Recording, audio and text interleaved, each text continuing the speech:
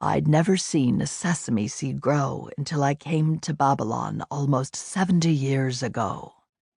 At harvest time, my husband, Daniel, looks to the tiny seed as cause for great celebration. How inconsequential is a minuscule seed! How incomprehensible its yield! How unbearable the process of growth! A seed is buried. It dies, then sprouts and grows.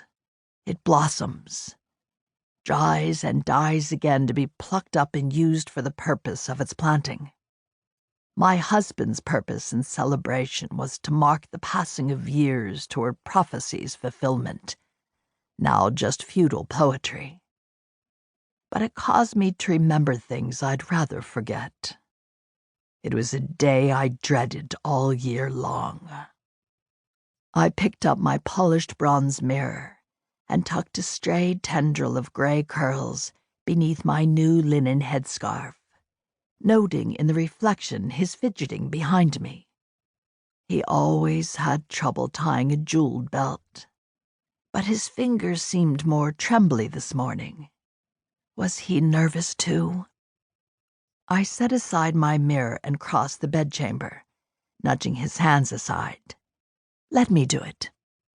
Though both his hands and mine were spotted with age and lined with bulging blue veins, at least mine were still nimble. He cradled my head and placed a kiss on my forehead. Thank you, love. What would I do without you? I finished the knot and gazed into his roomy eyes, as smitten as I'd been 66 years ago. Let's hope you never find out. I laced my arm through his.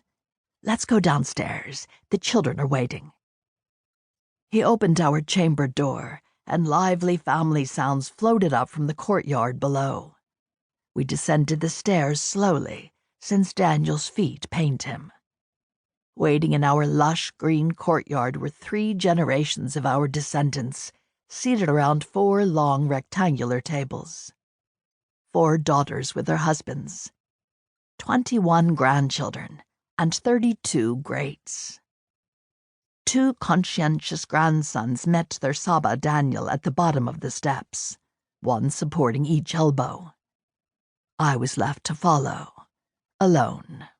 The snubbing had begun. I'm fine, he protested. Tend to your Savta. But Ima said your feet have been paining you, Saba. Our oldest daughter's firstborn offered an obligatory nod at me. Shalom, Savta. I returned the nod with a half-smile, but remained silent, refusing to mock the peace such a greeting offered. One glance at our oldest daughter, Ketsia, assured me there would be no shalom today.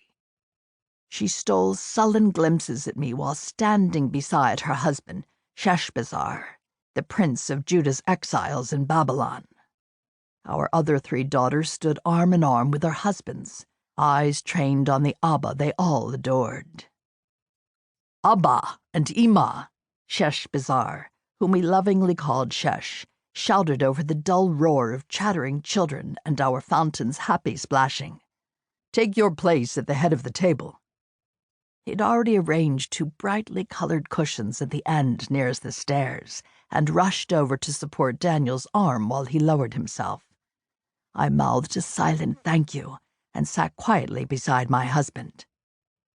Shesh took his place at Daniel's right.